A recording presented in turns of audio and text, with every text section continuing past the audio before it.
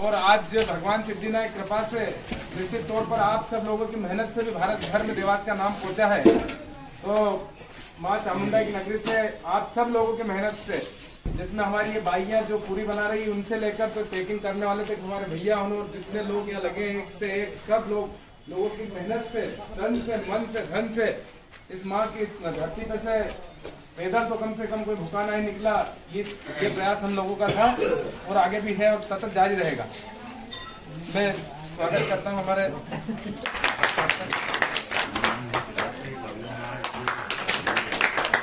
अब आप लोगों के हाथ में मंच है। अब आप जो सुनाओगे, हमें बहुत काफी समय हो गया है। मित्र मंडल की जो सेवा पिछले 50 दिनों से लगातार, पहले देवास की बस्तियों के गरीबों तक भोजन और फिर जिस समय प्रवासी मजदूरों की समस्या पूरे देश में आई तो देवास से भी प्रवासी मजदूर निकल रहे हैं और उन तक भोजन के पैकेट पहुंच रहे हैं। आज प्रदीप जी ने बताया कि हम कितने 15,000 पैकेट इस समय पर 15,000 पैकेट बट रहे हैं। इसमें नमकीन पूरी और हरी मिर्ची है। जो प्रवास के हमारे मजदूर हैं वो अगर 8 घंटे बाद, 10 घंटे बाद, 12 घंटे बाद भी इस भोजन को खोलकर खाएंगे तो वो खा सकते हैं। ऐसा बहुत अच्छा शुद्ध भोजन यहाँ पर बन रहा है, मैंने अपनी आंख से देखा है। राजनीति में हम दोनों विभिन्न अलग अलग ध्रुव पे काम करते हैं। मैं इनके खिलाफ अभी चुनाव में चौराहे पे सभा करने आया था। जब सब नेताओं ने मना कर दिया कि प्रदीप चौधरी के खिलाफ कौन भाषण देगा, तो पार्टी ने मुझे भेजा था और मैंने आधे पौन घंटे प्रदीप जी की उपस्थिति में इनके खिलाफ खूब भाषण दिए। वो एक राजनीतिक व्यवस्था है, लेकिन जिस समय समाज संकट में हो, देश संकट में है, तो अपनी राजनीतिक विचारधाराएं अलग रख के एक फोरम पर आकर काम करना। और आप सब जानते हैं, अभी थोड़े दिन पहले हमारे सांसद महेंद्र सिंह जी यहाँ आए थे, वो देख कर गए। उन्होंने बताया हमारे पूर्व मंत्री और हाटुटिया के पूर्व विधायक भाई दीपक जोशी जी आए थे, वो भी देख कर गए। आज हम सब सभी लोग आए हैं, हम सबको प्रदीप जी ने याद किया है। जैसा पंकज जी ने कहा कि इस परिवार से हमारा बहुत पुराना रिश्ता है और प्रदीप भाई, बुलंदियों पर पहुंचना कोई कमाल नहीं होता है। अशोक साहिल ने लिखा कि नफस नफस में बिखरना कमाल होता है, नजर नजर में उतरना कमाल होता है, बुलंदियों पर पहुंचना कोई कमाल नहीं, बुलंदियों पर ठहरना कमाल होता है। इस समय पर समाज संकट में वो समाज सेवा ढोंग बन गई है। हर छुटभैया नेता 4 पैकेट लेकर बाईपास पर खड़ा होकर ऐसे समय पर लगातार 50 दिन तक इस अनवरत सेवा को जारी रखना और आने वाला समय कितना विकट आने वाला है और कितने दिन तक ये सेवा जारी रखनी पड़ेगी, ना ये हम जानते हैं ना आप जानते हैं। लेकिन मैं सिद्धि विनायक भगवान से प्रार्थना करूंगा कि मेरे भाई प्रदीप चौधरी को इतना सामर्थ्य दे, उनकी पूरी टीम को, ये टीम में लगे हुए जो लोग हैं, ये जो पूरी बेलने वाली हमारी माता बहनें हैं, ये इस तपती हुई धूप में इस समय, जिस समय इतना टेम्परेचर हाई है, हम लोग अपने घर के एसी से बाहर नहीं निकल पा रहे। हमारी भट्टियों पर बैठे हुए हमारे ये सेवक हैं जो बहुत सामान्य सी सेवा, सामान्य सी धन आपूर्ति में अपनी सेवा दे रहे हैं। और इस सेवा को बनाए रखने के लिए जो प्रदीप भाई ने संकल्प लिया है, मैं आपको बहुत बहुत बधाई देता हूँ। और आपने मुझे याद किया, मैं आपका आभार व्यक्त करता हूँ। मुझे नहीं पता कि पिछले 1.5-2 महीने में मैं अभी घर से बाहर निकला हूँ। पहली बार मैं आज घर से बाहर आया। अभी भी मेरा मन थोड़ा कम हो रहा था, लेकिन प्रदीप भाई ने कहा था कि जो लोग सेवा में लगे उनकी सेवा करने आना है, तो मैंने कहा आज नहीं आऊंगा तो थोड़ा सा अपराध बोध मुझे रहेगा, क्योंकि अच्छा तो होता आग बुझाने में मरते हम, अफसोस है कि जान बचाने में मर गए। मरना अंतिम सत्य है, लेकिन मरेंगे तो लोगों की सेवा करते हुए, उन्हें उनकी चिंता करते हुए। हालांकि हम घर से बैठकर पूरी व्यवस्थाओं का संचालन कर रहे हैं, लेकिन आज प्रदीप भाई ने प्रत्यक्ष मुझे यहाँ आवाज़ दी। कविता तो मेरे पास क्या है, अब आप सब जानते हैं, कविता सुनाने का वातावरण अलग रहता है, लेकिन फिर भी संकट के समय में हमने तो, भीम सिंह जी तो जानते हैं, हमने तो बिना माइक के और कहाँ कहाँ कविता पढ़ी है, तब यहाँ तक पहुँचे हैं। एक दिन में कोई कहीं नहीं पहुँच पाता है। एक 4 पंक्ति आपको सुनाता हूँ। सबसे पहले भगवान सिद्धि विनायक के चरणों में पढ़ा। राष्ट्रभक्ति वाले धारे सिद्धि विनायक के द्वारे, बाबा मेरी कविता की साधना को सार दो, सबको मिला प्रसाद तेरे द्वार से हुजूर, मेरी झोली में भी बाबा भटक रहा हूँ योनियों के बीच, महादेव मेरे जीवन नैया को संवार दो। ओ करोड़ों की बिगड़ी बनाई हुजूर आपने, तो इस अदने की थोड़ी बिगड़ी संवार दो। हुजूर आपने तो इस अदने की थोड़ी बिगड़ी। और हमारे प्रदीप जी नेता भी हैं और युवा नेता हैं, तो 4 पंक्तियां में प्रदीप जी को भेंट कर रहा हूँ। और संघर्ष तो वो करते ही रहे हैं, सड़कों पे उन्होंने संघर्ष किया है, सरकार में रहते हुए भी और सरकार के बाद भी। और ये जो सेवा कर रहे हैं, इसलिए मैं 4 पंक्तियां इनको भेंट कर रहा हूँ कि प्रेयसी की प्रणय पुकार सुनने के बाद, जैसे उन्मुक्त हो दीवाना चल देता है। कि प्रेयसी की प्रणय पुकार सुनने के बाद, जैसे उन्मुक्त हो दीवाना चल देता है। ब्रह्मा जलती है तो हथेली पर जान लिए, मस्त हो के जैसे परवाना चल देता है।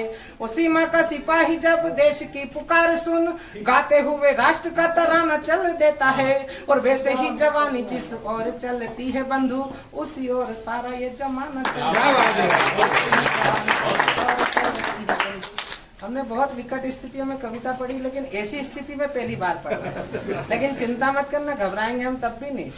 मैं तो एक श्रोता ढंग का हो तो रात काट लेता हूँ। एक जगह मैं कविता सुना रहा था, मेरी आंख खोली तो सामने एक श्रोता बैठा था। मैंने कहा तुम मेरे लिए बैठे हो? बोले नहीं, आपके बाद मेरा नंबर है। 4 पंक्तियां कोरोना पे सुन लीजिए, फिर मैं समाप्त करता हूँ। नई पंक्तियां। घर में रहना है। अब आप अगर घर में रह जाओगे तो इन भूखों को भोजन कौन कराएगा, लेकिन फिर भी कवि की अपनी जिम्मेदारी है। मैंने 4 पंक्तियां लिखी, सुनिए कि राम राम करने की पुण्य रीति हमारी, कि राम राम करने की। अभी हमको बताया है डॉक्टरों ने कि हाथ नहीं मिलाना है, मोदी जी ने बताया कि 2 गज की दूरी का डिस्टेंस मेंटेन करना है। मैंने उसको 4 पंक्तियों में बांधा है, देखो कैसे बांधा। कि राम राम करने की पुण्य रीति थी हमारी, हाथ जोड़ दिल में ही राम को जगाइए। कि राम राम करने की पुण्य रीति थी हमारी, हाथ जोड़ दिल में ही राम को जगाइए। धाम धाम धूम चारों धाम पूजते रहे हो, शाम मन में बसे हैं धाम तो बनाइए। और मित्र को बुलाए नहीं आप कहीं जाए नहीं, मित्र को बुलाए नहीं आप कहीं जाए नहीं, कोरोना का काल है बवाल समझाइए। और हाथ धोए बार बार भीड़ का ना एतबार, हाथ धोए बार बार भीड़ का ना एतबार, घर में रुके और अपने देश को बचाए। और हमारे प्रधानमंत्री जी ने सच में देश का सौभाग्य है कि एक ऐसा नेतृत्व इस देश को है कि पूरी दुनिया में हमारे नेतृत्व का जलवा है इन दिनों। और 130 करोड़ भारतीय पार्टियों ने अपनी राजनीतिक दुशाले एक तरफ रख दिए। हम सब एक साथ मिलकर जिस संघर्ष से लड़ रहे हैं, मैं 4 पंक्तियां पढ़ रहा हूँ कि देश के प्रधान ने जो युद्ध छेड़ा कोरोना से, मानवता की रक्षा हेतु सैनिक बन जाए हम।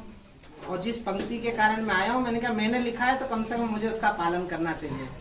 कि देश के प्रधान ने जो युद्ध छेड़ा कोरोना से, मानवता की रक्षा हेतु सैनिक बन जाए हम। देवदूत बन सेवा कर रहे जो वर्दीधारी, कि आप सब देवदूत हो, अपने घर का सुख, अपना परिवार, अपने बच्चे। प्रदीप जी को भी घर में रहना अच्छा लगता है, हर नेता घर में इस समय पर अगले कमरे में भी नहीं मिलेगा, जाके खटखटाओगे तो मालूम पड़ेगा कि चौथे कमरे में विश्राम कर रहे हैं नेता। लेकिन ऐसे समय में अगर आप सब लोग घर से निकलकर इन भूखों की सेवा कर रहे हैं, भूखे लोगों की सेवा कर रहे हैं, गरीबों की सेवा कर रहे हैं, तो फिर हमारी भी जिम्मेदारी है। मैं पंक्ति पढ़ रहा हूँ कि देश के प्रधान ने जो युद्ध छेड़ा कोरोना से, मानवता की रक्षा हेतु सैनिक बन जाए हम। देवदूत बन सेवा कर रहे जो वर्दीधारी, सेवकों की सेवा कर फर्ज को निभाए हम। और घाती प्रति घाती ये जमाती शूल बो रहे हैं, घाती प्रति घाती ये जमाती शूल बो रहे हैं, दोगले इन दुश्मनों से दूरियां बनाए हम। और मानवता पर संकट छाया तम घन घोर, एकता और आस्था का दीपक जलाएं हम। मानवता पर संकट छाया घन घोर। इसी तरह आप सेवा में लगे रहें। और प्रदीप भाई, मैं आपको वचन देता हूँ, ये कोरोना का काल हटेगा, फिर हम सामान्य जीवन में लौटेंगे। और फिर आप कहेंगे तो जितने कार्यकर्ता आपके साथ सेवा में लगे हैं, मैं लक्ष्मी बाबूलाल परमार्थिक ट्रस्ट की तरफ से एक एक कार्यकर्ता का सम्मान भी करूंगा और फिर उनको भरपूर हम कविता भी सुनाएंगे। बहुत बहुत धन्यवाद। वास्तव में आप जो सेवा का कार्य कर रहे हैं और ऐसी परिस्थितियों में जान पे अपनी हथेली को लेकर सेवा का काम कर रहे हैं, वो सेवा बहुत अपने आप में अद्भुत है, अद्भुत है और अद्वितीय है, जिसका शब्दों में वर्णन नहीं किया जा सकता। मेरे बड़े भाई घनश्याम पटेल जी यहाँ लगे हुए हैं, मेरे एक और बड़े भाई गोवर्धन जी, बिल्कुल आपके साथ कंधे से कंधा मिलाकर काम कर रहे हैं। पंडित जी यहाँ पर लगे हुए हैं और इस सेवा करने की शक्ति हमें मिल रही है भगवान सिद्ध विनायक गणेश जी से, और वो सतत आप लोगों को ऊर्जा दे रहे हैं, शक्ति दे रहे हैं, और सारी बातें आप, सारी शक्तियां आपको वहां से प्राप्त हो रही है। मैं भी दोस्तों नियमित हूँ सिद्ध विनायक मंदिर में। जब भी मुझे मौका मिलता है, बुधवार हो, गुरुवार हो, कोई सा भी वार हो, मैं वहां पे उपस्थित होता हूँ भगवान के चरणों में। और पिछले मैं कवि सम्मेलन की दुनिया में 1983 से हूँ, लेकिन 2010 से 2016 तक मेरी जिंदगी में एक ब्रेक आ गया था और उसके बाद मैंने ये चीज समाप्त कर दी थी। लेकिन 16 से जो शुरुआत हुई है और मेरा जो कुछ भी उन्नति मैंने करी है वो भगवान सिद्ध विनायक की देन समझता हूँ। मुझे वापस से मतलब इस कवि सम्मेलन में खड़ा करने का श्रेय अगर किसी को देता हूँ तो भगवान सिद्ध विनायक और माँ सरस्वती को देता हूँ। और साथियों के लिए जिस हिसाब से आप एक कोरोना वॉरियर की तरह लड़ रहे हो, जिस तरह डॉक्टर मैदान में लड़ रहे हैं, पुलिस मैदान में लड़ रही है, उसी तरह आप भी मैदान में लड़ रहे हो। आपकी इस हिम्मत को प्रणाम करता हूं और आपके चरणों में 4 पंक्तियां रखना चाहता हूं कि ये राग द्वेष ग्रह कले की खाइयों को पाट दो, यह राग द्वेष ग्रह कले की खाइयों को पाट दो, ये भेदभाव ऊंच नीच मूल से उखाड़ दो, मिले जो कोई राह में तो हर दुखी को प्यार दो, मेरे वतन के साथियों मेरा वतन संवार दो, मेरे वतन के साथियों मेरा वतन संवार दो। और ये आयोजन आपने बहुत खूबसूरत रखा, इतना शानदार, बिल्कुल आप सोशल डिस्टेंसिंग को मेंटेन करते हुए आप इस आयोजन को कर रहे हो। मुझे तो ऐसा लग रहा है कि भविष्य में भी कवि सम्मेलन इसी तरह सोशल डिस्टेंसिंग के साथ होंगे। और एक और मेरा छोटा भाई दीपक नाइक, जो मेरा परम मित्र है, मेरा बाल सखा है, और संयोग की बात है कि मेरे साथ मतलब कोर्ट में भी बिल्कुल हमारा साथ जो है 15-20 साल का बना हुआ, ऐसा दीपक नाइक जी हमारे बीच में पधार चुके हैं। और दीपक नाइक जी का मैं स्वागत करता हूं, अभिनंदन करता हूं। और मुझे ज्ञात हुआ है कि वो भी प्रदीप चौधरी जी के साथ कंधे से कंधा मिलाकर इस भोजन की सेवा में पिछले 1-1.5 महीने से यहाँ पर लगे हुए हैं। भाई दीपक नाइक जी को भी बहुत बहुत बधाई और धन्यवाद इस सेवा के लिए। और अगले क्रम पर मैं हमारे आदरणीय दादा भीम सिंह जी निर्मल, जिनसे हमने बहुत कुछ सीखा है, मैंने सीखा है, शशिकांत ने सीखा है, और आने वाली पीढ़ियां सब सीख रही है। और मैं तो ये कहता हूं कि आज मेरे को जितना भी प्रोत्साहित करा उस दौर में 80 के दशक में, 90 के दशक में आदरणीय दादा भीम सिंह जी निर्मल ने करा। बड़ी खुशी की बात है, सौभाग्य की बात है, वो आज हमारे बीच उपस्थित है। उनको मैं आमंत्रित कर रहा हूँ। आदरणीय दादा अपना माननीय जज साहब आए हुए, खान साहब, हम सभी लोग उनको से स्वागत वंदन अभिनंदन करते हैं। और हमारे बड़े भाई दीपक नाइक जी आए हैं। सर एक हम सब लोगों का मैं थोड़ा सा 1-2 मिनट का परिचय देना चाहता हूँ। हम सब लोग लगे बिल्कुल अच्छे से लगे, लेकिन हम सब लोग यहाँ खाना जरूर बना लेते हैं। जब बांटने की बारी आती है तो दीपक नाइक जी को अगर आप देखेंगे वहाँ पे, तो इनके ये जब तक नहीं पहुंचते जब तक भीड़ लगती ही नहीं। ऐसा पैर भगवान ने इनका बनाया कि इनके जाते ही बराबर गाड़ियां ऑटोमेटिक, जो कला है इनकी और जो मेहनत है, मतलब आप हम तो ईश्वर का वरदान ही समझते हैं। जैसे जाएंगे ऐसे वायरलेस सेट हाथ में रखेंगे और गाड़ियां हो गई भीड़, हाँ भैया इनको बांट लें, फिर जाओ, फिर खड़े होकर फिर 1000-1500 लोग फिर इकट्ठे 5 मिनट में। तो भोजन कराना और विनय और विनती के साथ कराना और प्यार से कराना, वो हमने दीपक भैया सीखा। इतना विनम्र और इतने प्यार से, और उनको गाड़ी में बिठाना, फिर कोई पैदल है तो गाड़ी में बिठाना, तो उसको गाड़ी में बिठाने का भी तरीका ऐसा नहीं, वो ड्राइवर को भी कोई डराना धमकाना भी नहीं। इतनी अच्छी मतलब माँ सरस्वती विराजित हो जाती है, होती है इनके मुख पर। वो ड्राइवर बोलता है भाई साहब बिल्कुल, वो छोड़ नंबर भी देते हैं साथ में, कभी कलेक्टर बन के, कभी डीएसपी बन के, तो कभी एसपी बन के, तो कभी टीआई बन के, ये हम हमारे कलेक्टर साहब का नंबर है, आप जाओ वहाँ छोड़ के हमारी बात भी कराना करते रास्ते रुके।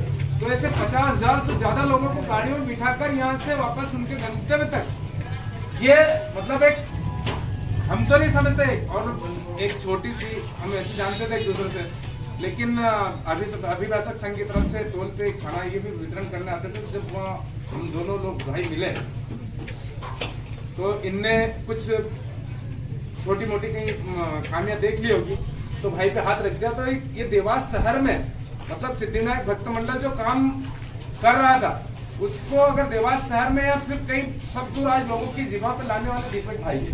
ये इनने बोला कि आप ये दिखाओ लोगों को तो लोग करेंगे। उसका असर भी मान लीजिए साहब ये हुआ कि अभी पिछले 10 से 12 दिनों में इतने स्टाफ हो गए लोगों को खाने के लिए। नहीं तो हमने वो दिन भी देखा लगातार सतत 40 दिन वो दिन भी देखे कि गुजरात से चलने वाले आदमी को खाना कहीं पे भी नहीं। हमने लगातार 40 दिन वो भी दिन देखे कि महाराष्ट्र से जो निकला आदमी कहीं पे भी एक जगह और उल्टा लोग पानी पीते हैं। वो वीडियो देखे 6 दिन में लोगों को यहाँ पे खाना पानी पीने अगर कोई जाता ना तो लोग लट से भी नहीं मारते, बोले लट में कोरोना लग जाएगा, दूसरे भुट्टा से मारेगा।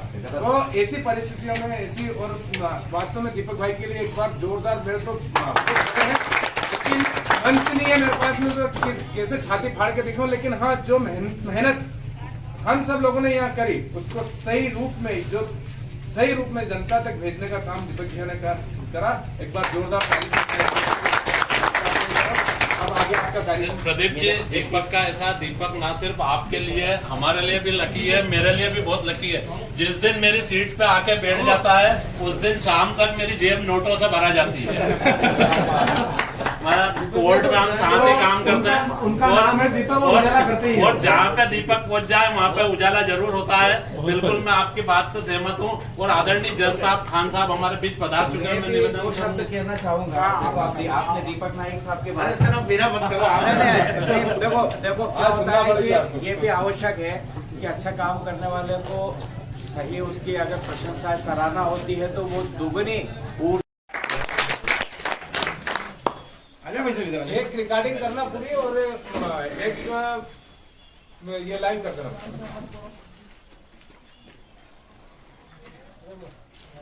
श्री सिद्धि विनायक मित्र मंडल को बहुत बहुत बधाई देता हूँ।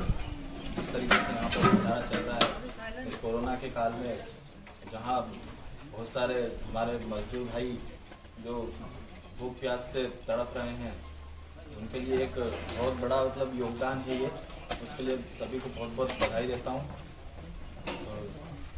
तो आज भी हमारे देश में कुछ ऐसे लोग हैं जो भारत देश छोड़ने की बात करते हैं, असहिष्णुता की बात करते हैं। तब मैं चंद लोगों को कुछ कहना चाहूँगा कि जो आए जिंदगी में तो कुछ करना जरूरी है, कि जो आए जिंदगी में तो कुछ करना जरूरी है। भले क्यों मौत से ज्यादा नहीं डरना जरूरी है। तो तुम हिंदू हो या मुस्लिम हो, भले हो सिख के बेटे, वतन पे आँच आए तो फिर मरना जरूरी है। वतन पे आँच आए तो फिर मरना जरूरी है। कि छोड़ दो ये बुझ दिल कायरता की बातें अब, कि छोड़ दो ये बुझ दिल कायरता की बातें अब, बनो सिंगा मोर फिर शेर सीधा हार दो। कि ऐसे पौधे अब काटने से मिटते नहीं, ऐसे पौधे को तुम जड़ से उखाड़ दो। तो नजर जो डाले भारत माता के आंचल पर अब कोई, ऐसे आतंकी के पैर पर पैर रख कर चिर फाड़ दो। ऐसे आतंकी के पैर पर पैर रख कर चिर फाड़ दो।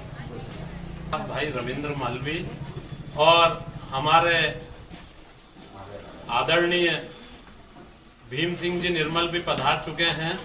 आज के इस कार्यक्रम में मैं भीम सिंह जी निर्मल का स्वागत करता हूं और प्रदीप भाई और धनराज भाई स्वागत करें। हमारे आदरणीय दादा, हमारे वरिष्ठ मार्गदर्शक, देवास की काव्यशाला के पितृ पुरुष आदरणीय दादा भीम सिंह जी निर्मल, जिनके साथ हमने जिंदगी का एक बहुत लंबा समय बिताया है। आदरणीय भीम सिंह जी निर्मल का स्वागत है। और साथियों, ये कार्यक्रम बहुत अच्छा चल रहा है। आज हम यहाँ पर आपके उत्साहवर्धन के लिए यहाँ इकट्ठे हुए, आपके उत्साहवर्धन के लिए यहाँ पर इकट्ठे हुए हैं। मेरे साथ मेरा छोटा भाई रविंद्र मालवी, आदरणीय दादा भीम सिंह जी निर्मल और मेरा छोटा भाई शशिकांत यादव, जो पूरे देश में आज देवास के नाम की धूम मचा रहा है, वो भी हमारे बीच यहाँ पर उपस्थित है। ये हमारे लिए बहुत बड़ी बात है। और प्रदीप भाई ने एक सुंदर आयोजन, प्रदीप भाई एक शुरू से ही रचनात्मक सोच के व्यक्तित्व रहे हैं। मेरा इस परिवार से रतन दादा के समय से जुड़ाव रहा है। सन 1992 से मैं जुड़ा रहा, 92 भी नहीं, यूं बोल दो 85 से जुड़ा रहा, जब यहाँ पर चंद्र प्रभाष शेखर मंत्री हुआ करते थे और गंगाराम दादा सरपंच साहब थे, मोहनलाल जी शर्मा सरपंच थे, अजीत भल्ला जी, गुरुचरण सिंह जी सलूजा, रतनलाल जी चौधरी, और ये हम सब लोगों का एक ग्रुप हुआ करता था। मैं उस ग्रुप का बहुत छोटा सदस्य था और मेरे को दादा ने इतना प्रोत्साहन दिया, मेरे साथ भोपाल तक गए और भोपाल से मुझे NSUI का अध्यक्ष बनवा कर लाए। फिर शकीला अरुण जी जब महापौर बनी तो आदरणीय रतन दादा हमारे देवास के उप महापौर बने और उनके कार्यकाल में नगर निगम बिल्कुल बेदाग चली। इतना बढ़िया कार्यकाल रहा, ऐतिहासिक कार्यकाल रहा। उस कार्यकाल में बहुत सारे अखिल भारतीय कवि सम्मेलन हुए। उस कवि सम्मेलन में माया गोविंद, अंजुम रहबर जैसे बड़े बड़े कलमकार यहाँ देवास की धरती पर आए। हमने उनको सुना और आज उसी परंपरा को आगे बढ़ा रहे हैं। जो रतन दादा की साहित्यिक अभिरुचि थी, उसी अभिरुचि को उनके पोते प्रदीप चौधरी यहाँ पर आगे बढ़ा रहे हैं। और आपके बीच ये एक कविताओं का, हास्य का, एक मिला जुला मनोरंजन का कार्यक्रम, एक साहित्य का कार्यक्रम, एक चेतना का कार्यक्रम, क्योंकि प्रदीप चौधरी जी चाहते तो यहाँ पे भजन संध्या भी रख सकते थे, ऑर्केस्ट्रा भी रख सकते थे, लेकिन उन्होंने कवियों को यहाँ पर बुला के उनके कविता पाठ का कार्यक्रम इसलिए रखा क्योंकि मित्रों, ऑर्केस्ट्रा में व्यक्ति आता है, आके अपनी प्रस्तुति देके चले जाता है, लोग भूल जाते हैं। भजन संध्या में भजन होती, भजन में लोग झूम लेते हैं, गा लेते हैं, उसके बाद भूल जाते हैं। लेकिन कवि अगर यहाँ पे कविता पाठ करेगा तो उसकी बात आपकी स्मृति में महीनों तक बनी रहेगी। वो चेतना जगाने का काम करता है। ऐसा काम होता है कवि का। तो उसी चेतना को जगाने के लिए मैं अपने छोटे भाई शशिकांत यादव को आमंत्रित कर रहा हूँ, वो आए और अपनी प्रस्तुति दे।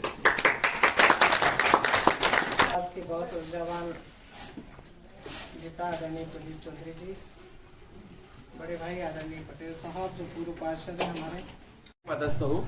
और जिला विधिक सेवा प्राधिकरण जो है वो मध्य प्रदेश राज्य विधिक सेवा प्राधिकरण जबलपुर की जो हाई कोर्ट द्वारा संचालित विभाग है उससे संबद्ध संस्था है। और सुप्रीम कोर्ट भी राष्ट्रीय विधिक सेवा प्राधिकरण नई दिल्ली जो है वो समझो सुप्रीम कोर्ट से संबद्ध संस्था है। हमारा जो मुख्य कार्य है इस बैनर के तले, विधिक सेवा प्राधिकरण के तले, वो एक तो है लोगों को कानूनी मदद पहुंचाना और उनके बीच में कानूनी जागृति फैलाना। ये तो एक काम है जो कि एक अधिनियम है उसके माध्यम से हमको मिला है।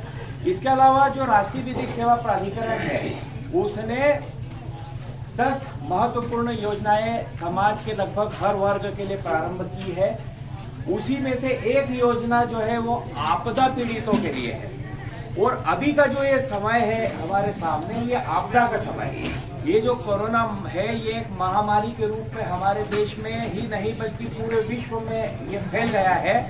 और इसे जैसा कि आप सभी लोग जानते हैं, विश्व स्वास्थ्य संगठन ने भी इसको जो है महामारी घोषित किया है, जिसको पेंडेमिक हम बोलते हैं। और इस घड़ी को आपदा की घड़ी कहा गया है, इसलिए इससे जितने भी लोग पीड़ित हैं वो सभी आपदा पीड़ित में आते हैं।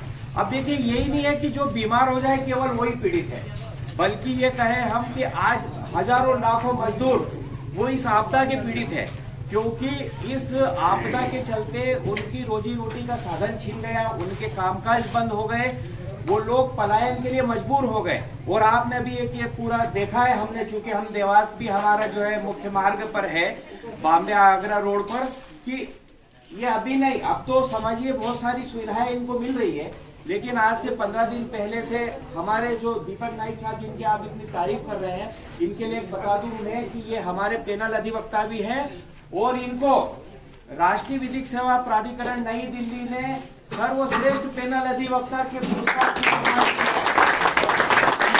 बात है। हमने इनके जो भी कार्य है उसके बारे में वहां भेजा था, तो इनको नई दिल्ली में सुप्रीम कोर्ट के जज साहब ने सम्मानित किया था। ये बात बहुत कम लोग जानते हैं, वैसे उस समय अखबारों में भी आया था। तो आदरणीय दीपक नाइक जी ने प्रारंभ से ही इस समस्या की ओर हमारा ध्यान हमेशा आकृष्ट रखा है और ये शुरू से लगे हुए। ये जैसे अभी मुझे प्रदीप चौधरी जी बता रहे थे, ये बात मुझे दीपक नाइक साहब के थ्रू पहले से पता थी कि लोग महाराष्ट्र से चले, उन्हें 5-5, 6-6 दिन तक खाना नहीं मिला, पानी नहीं मिला, उनके पैरों के चप्पल फट गए, नंगे पैर चल रहे थे, पैरों में जख्म हो गए थे। और उस समय से आप सभी लोग उनकी सेवा में लगे हुए हैं। देखिए, मैं एक बात को हम ईश्वर को बहुत धन्यवाद देते हैं कि ईश्वर ने हमें इस लायक बनाया है कि हम किसी की मदद कर सके। तो पहला आभार तो ईश्वर का है, उसके साथ ही साथ उन सभी लोगों का आभार है जो इस आपदा की घड़ी में गरीब लोगों की मदद के लिए उनको किसी न किसी रूप में सहायता कर रहे हैं। मैं सभी लोगों का धन्यवाद देता हूं।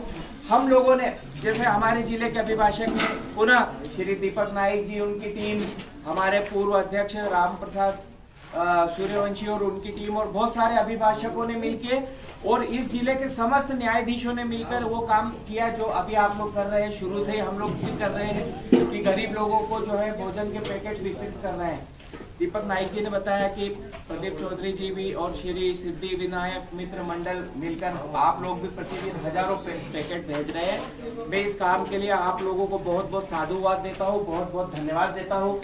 मेरे आने के पहले कवि सम्मेलन यहाँ चल रहा था तो 2 पंक्तियां मैं भी सुना देता हूँ। वो ये है कि आज मेरा सारा देश लाम पे है, आज मेरा सारा देश लाम पे है, जो जहां भी है वतन के काम पे।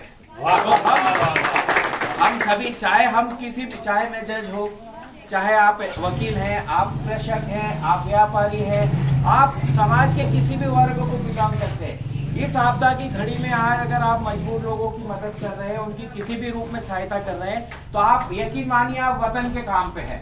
बहुत बहुत धन्यवाद। कोरोना का दौर चल रहा है।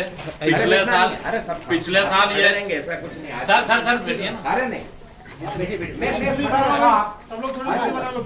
थोड़ी सी दूरी बना लीजिए, थोड़ी सी दूरी बना लो। नहीं, ऐसी कोई दिक्कत नहीं।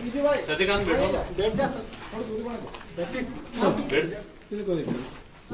ये कर दो। कोरोना का काल चल रहा है और पिछले साल मई और जून के महीने में हम गन्ने का रस पीते थे, आम के रस के बारे में सुनते थे, पीते थे, सेवन करते थे। लेकिन इस बार एक नए रस से हमारा परिचय हो रहा है और उस रस का नाम है वायरस। Corona virus. उस वायरस से हम निपट रहे हैं, लेकिन इस वायरस से भी हम निपट लेंगे क्योंकि हमारे साथ है कवियों के 9 रस और 10वां रस बतरस, जो मैं आपसे बात कर रहा हूं, इसको बतरस कहते हैं। तो आइए इन कवियों के 9 रस के साथ इस वायरस से हम निपटेंगे। पिछले साल ये स्थिति थी, शादी ब्याह में बड़े बड़े कार्यक्रम होते थे, 1,000, 2,000 की संख्या में लोग शामिल होते थे। आज ये स्थिति कि जिन हाथों में मेहंदी लगनी चाहिए थी, उन हाथों में सैनिटाइजर लगाने पड़ रहे हैं। और स्थिति ये हो गई साहब कि लड़कियों की सोच में भी परिवर्तन हो गया। पहले लड़कियां सोचती थी कि मुझे अमेरिका में शादी करनी है, जापान में शादी करनी है, न्यू जर्सी में शादी करनी है, और उससे थोड़ा अगर लड़कियां नीचे आती तो ये सोचती थी कि मुंबई, दिल्ली, कलकत्ता, चेन्नई, बड़े बड़े महानगरों में शादी करनी है। लेकिन मैं दावा करता हूं कि जैसे ही ये कोरोना काल निपटेगा तब ये स्थिति पैदा हो जाएगी कि लड़कियां कहेगी कि मुझे अमेरिका कहीं नहीं जाना, बंबई, दिल्ली, कलकत्ता भी नहीं जाना, मेरे को तो सोनकच्छ, कन्नौज, खातेरा, ये सब गाँव अच्छा लगता है। तो वो स्थिति जरूर लौटेगी भाइयों। और मैं बड़े सम्मान के साथ और बड़े आदर के साथ आदरणीय दादा भीम सिंह जी निर्मल को आमंत्रित कर रहा हूँ अपनी प्रस्तुति। दीपक नाइक साहब।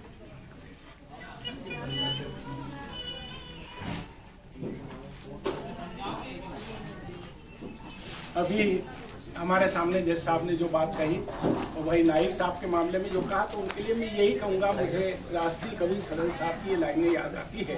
और जो आप लोग सब काम कर रहे हैं कि अच्छे लोगों का सम्मान किया करो, अच्छे लोगों का सम्मान क्या करो, वरना इस धरा पर सांझ हो जाएगी। उस सपूतों को आपने नहीं पूजा तो भारत माँ फिर से बांझ हो जाएगी। हमें अपनी माँ को बांझ नहीं होने देना। और भाई जो प्रदीप जी जो काम कर रहे हैं, आज जो दादाजी होते तो कितने खुश होते। उन लोगों ने सही कहा है कि मूल से ब्याज ज्यादा क्या करेगा, दादाजी वहां से प्रसन्न होते होंगे कि बेटा तू जो कुछ कर रहा, हमने उससे बहुत प्रसन्न। वो भी बहुत भोले भाले थे, क्योंकि मैं भी उनके यहीं पड़ोस में FCI में मेरी नौकरी थी, तो हमेशा हम उनके साथ चाय पीते थे। दादा बहुत सहज सरल थे। तो जो ये कुछ कर रहे हैं कि ना कुछ कहने से होगा, कि ना कुछ कहने से होगा, ना कुछ बकने से होगा, और उपदेश देने वालों जरा ध्यान से सुन लो, जो कुछ भी होगा वो करने से होगा। मित्र मंडली में किसी के क्या क्या नाम लूं, वहाँ वो बहनें जो पूरी बेल रही है वो भी उसमें भागीदारी है। वो भाई जो वहाँ झाड़ा चला रहा गर्मी में वो भी भागीदारी है। केरो ने कह रहा है कि मैं तुमको पस्त कर दूंगा। हम कह रहे हैं हम वो लोग हैं कि हमको संघर्ष में जीने की आदत है, इसीलिए तो अमेरिका में ज्यादा मरीज पड़े। हमने हमेशा संघर्ष किया है, हमेशा रूखी सूखी खाकर हम बड़े हुए हैं। तो केरेनो तो क्या ऐसे 10 केरोना भी आ जाए तो हम बता देंगे और उसमें हम आगे रहेंगे। मैं तो आपसे यही कहूंगा कि जिस तरह से भाई ने बोला, पर सबसे जो कि मैं मजबूर हूँ क्योंकि इस देश का मजदूर हूँ। मैं मजबूर हूँ क्योंकि इस देश का मजदूर हूँ।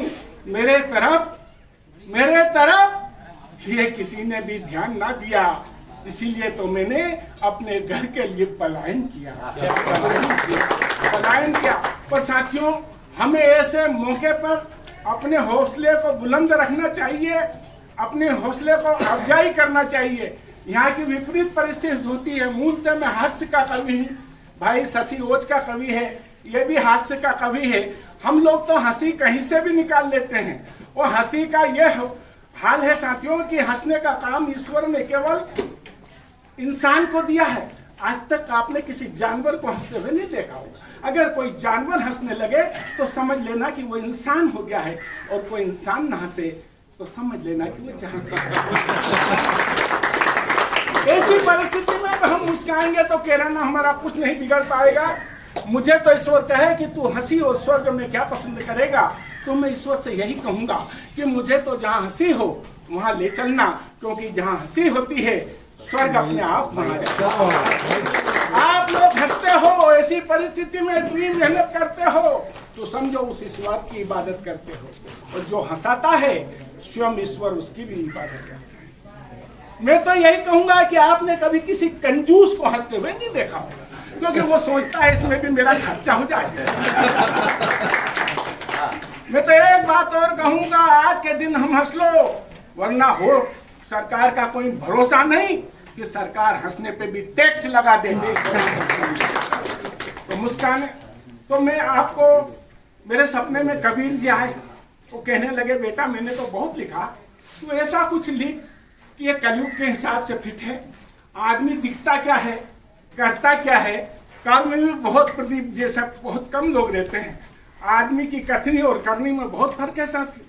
हम माँ बाप की भली बात करें, मैं आप में किसी का नाम नहीं लेता, नाम लूंगा समझ जाएंगे कि बिटिया घुटने घुटने चल, बिटिया घुटने घुटने चल, खड़ी मत होना, यहाँ संत भी दरिंदे हो गए हैं, बड़ी मत होना, बड़ी मत होना। हमारी कथनी और कथनी जब तक एक नहीं होगी तब तक हमारा भला नहीं होगा। यहाँ आदमी का स्वभाव है, जितने भी बुरे काम किए वो सब डोकरा नहीं किया, कोई जवान देने वाला नहीं किया। आप इतिहास उठा लो, पूरा देश की बात करता हूँ। यहाँ आदमी के दांत नहीं रहते, वो गन्ने खाने की कोशिश करता है। बुढ़ापे में ही अधिकतर लोगों ने शादी की है। तो मैं कहता हूँ विपरीत परिस्थिति की बात कि सर में नहीं है बाल तो फिर कंगा क्यों, और हाथ पैर में दम नहीं तो फिर पंगा क्यों। शांति अगर चाहता है तो फिर दंगा क्यों, शांति अगर चाहता है तो फिर दंगा क्यों, और पहनने को दिए ईश्वर ने कपड़े तो फिर मन और तन से नंगा। पहनने को दिए ईश्वर ने कपड़े तो फिर मन और तन से नंगा क्यों, और झूठ में माहिर है तो हाथ में गंगा क्यों, झूठ में माहिर है तो हाथ में गंगा क्यों, और भारत माँ से प्यार नहीं तो हाथ में तिरंगा क्यों, हाथ में तिरंगा क्यों। कभी कभी मजाक में बड़ी बड़ी बातें निकल जाती है। आज मैं घर से चला, बोले तुमको कोरोना में भी चैन नहीं चल दिए, मैंने की कविता के लिए तो मर जाऊंगा और फिर भी भगवान कहेगा कि चल कवि सम्मेलन में तो उठ के आऊंगा। तो हमारे प्रदीप भाई ने याद करा, मैं वहाँ जरूर चाहूंगा चाहे कोरोना लगे, कोरोना का बाप लगे। मैंने उसको 2 लाइन सुनाई है, आप अपनी अपनी को सुना देना। प्रदीप भाई भी परेशान होंगे क्योंकि दुल्हन बेचारी को टाइम ही नहीं दे पाते, उधर ही जाता है, तो इनको भी दुल्हन को सुना देना चाहिए। मैंने जो मेरी को बोला, तू चंद्रमुखी में सूरजमुखी, तू चंद्रमुखी में सूरजमुखी, तू मुझसे दुखी में चलता हूँ छत से कूद पड़े, अरे तू भी सुखी न मैं भी। और ऐसी बात नहीं है साथियों, आदमी का मन पवित्र हो तो सब कुछ अच्छा होता है, उसका कोई दुश्मन नहीं है। जैसा आप कई न्याय करते हैं, अगर सबसे बड़ा दुश्मन है तो उसका मन है, अगर मन खराब है तो उसके सारे के सारे दुश्मन। अब ये देखो ना, एकता का इससे ज्यादा क्या उदाहरण, चाहे विचारधारा एक है, पर शशि को याद कहा तो दौड़, ये प्रीत की निशानी है। ये पार्टी की बात नहीं है, मानवता की बात है, एकता की बात है, अच्छे नेक काम की बात है। क्योंकि बुरे काम करने को तो उसे हमको हरदम मिलता है, पर कभी कभी परमात्मा की कृपा होती तो हम नेक काम करने पाते हैं। वही आप सब लोग मिलकर नेक काम कर रहे हैं। तो मैं वहीं से एक छोटी सी अपने मालवी की बात कहना चाहता हूँ। सुन रे नाना, सुन रे काना, सुनवो नानी धापू, बड़ा काम की बात बतैया अपना अपना बापू, बुरा मन को साथ नहीं कर लो, असिरी चली है अपना में से बुरे खेड़ो, ज्यादा बात भली है। अब के पानी खूब पड़ो ने आंखों को भरे गयो, काली दुई का कुत्तो एक पड़ो न मरी गयो। पंडित जी के शुद्धि सारू वहां तो भैया लाया, पंडित जी भी शुद्धि सारू वहां तो भैया आया। पर मन कुआ में विषण पड़ाई, कई हजार इनके जब तक निहेड़ोगा कसे हो उद्धार। तो बुरा करने आड़ा के भैया नि मिले रे टापू, सुन रे नाना, सुन रे काना, सुनवो नानी धापू। इस तरह हम बहुत टाइम ले सकते हैं, पर आप सब लोग भी थके हारे हैं। जिंदगी में 4 लाइन पर मैंने अमल किया साथियों, मेरी जिंदगी संवर गई।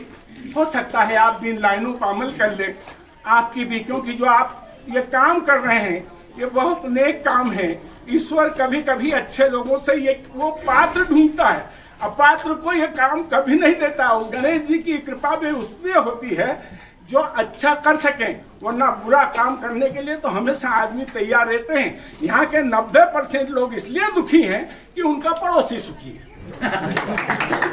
उनको कोई प्रॉब्लम नहीं सर। बिल्कुल सही, यही बात है। और हंसी का कहीं से मैं तो कहूँ, झगड़ा भी घर में हो तो प्रेम से हंस लिया करो, पड़ोसी को मालूम मत बनने दिया करो, वरना घर में और आग लगाएंगे। मेरे घर में हमेशा हंसी की आवाज आती है, पड़ोसी परेशान, निर्मल जी तुम्हारे यहाँ हंसने की आवाज आती है, लड़ते नहीं हो क्या?